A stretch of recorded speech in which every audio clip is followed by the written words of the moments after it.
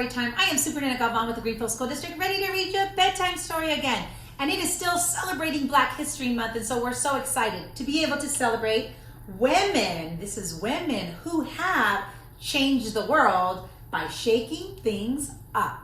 So I'm going to read you about 3 Black, beautiful African-American ladies from this book. And then when March starts, we're going to get to talk about Women's History Month. And so we're going to talk about women, all girls and women who have done amazing things. And so I'm so glad you continue to join me for Superintendent Story Time. Hola comunidad de Greenfield, soy Superintendent Galvan, aquí con ustedes del Distrito Escolar de Greenfield, leyendo más historias. Y esta noche voy a leer de 3 mujeres de africanos americanos que están haciendo movimientos. Y esto es algunas mujeres que cambiaron el mundo con sus acciones. So, gracias por estar aquí. Y luego, cuando empieza el mes de marzo, vamos a celebrar la mujer, la niña, con muchas historias de la mujer. So, gracias por estar aquí conmigo. Y aquí vamos con Shaking Things Up. All right, so there's 3 people I get to read to you about.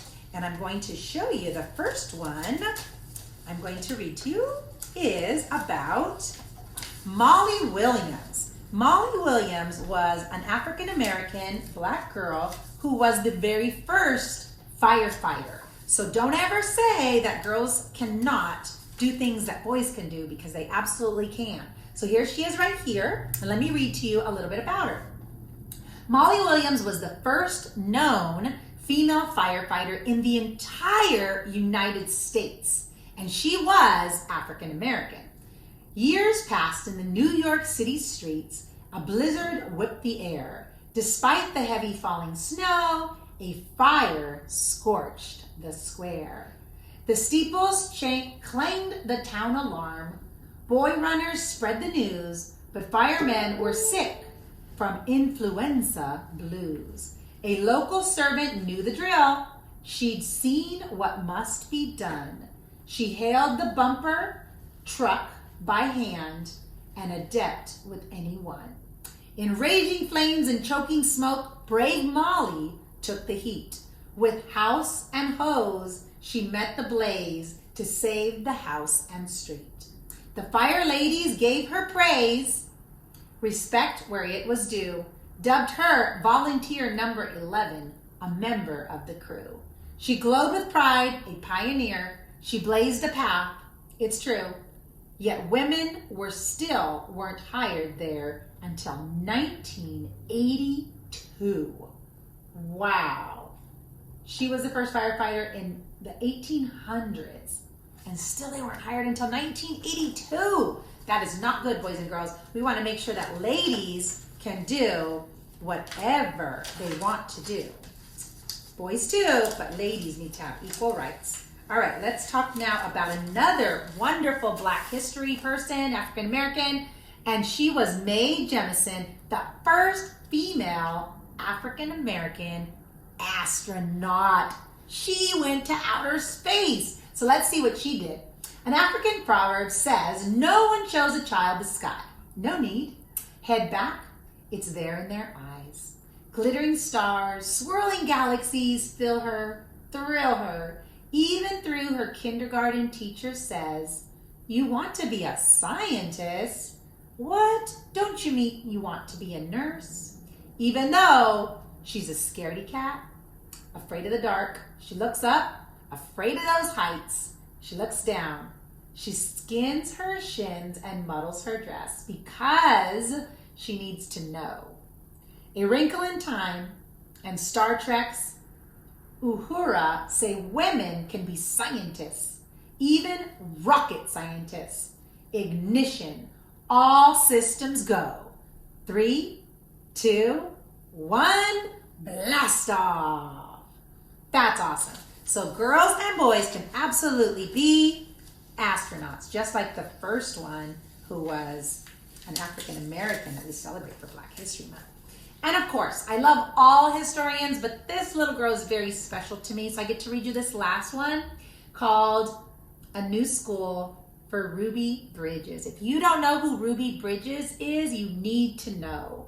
She was a civil rights pioneer and only a 6-year-old, just like many of you in first grade. So let me tell you about Ruby Bridges, a beautiful African-American young lady. Ruby had a new school, William France. Mama wanted the very best. But who were these men with bridges? Ruby wasn't sure. Screaming masses flanked the school, men and women holding signs. Perhaps a parade? For Mardi Gras? Ruby wasn't sure. One marshal said, "Don't look back." Was that a gun at his side? Just what did segregation mean? Ruby wasn't sure. Why did the grown-ups point at her and pull their kids out of the school? Why were they so upset?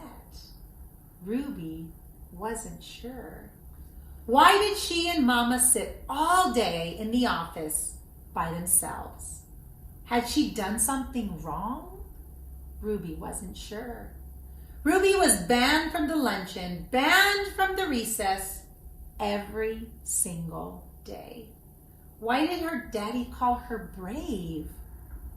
Ruby wasn't sure.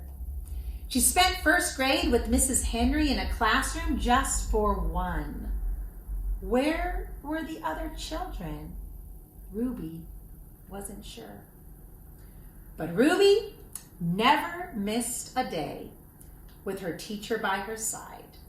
Two heroines stood hand in hand, their bond a bridge for sure. And I want to read you who she was so you don't forget. Ruby Bridges was born in 1954. She was just 6 years old when she was escorted by 4 U.S. Marshals. She marched into an all-white school in New Orleans and became an icon of the civil rights movement. Only one teacher agreed to take her as a student. So Ruby and Barbara Henry spent first grade together in a class of one, reading, spelling, singing songs, and doing jumping jacks. In the flight and in the fight to end segregation, little Ruby, of only 6 years old, led the way. And that's why she's on the cover of the book, shaking things up, young women who changed the world. And tonight, we still celebrate Black History Month. Thank you so much for joining me, Greenfield community. I'm Superintendent Galvan with Storytime, sending a great big bear hug from our family to yours.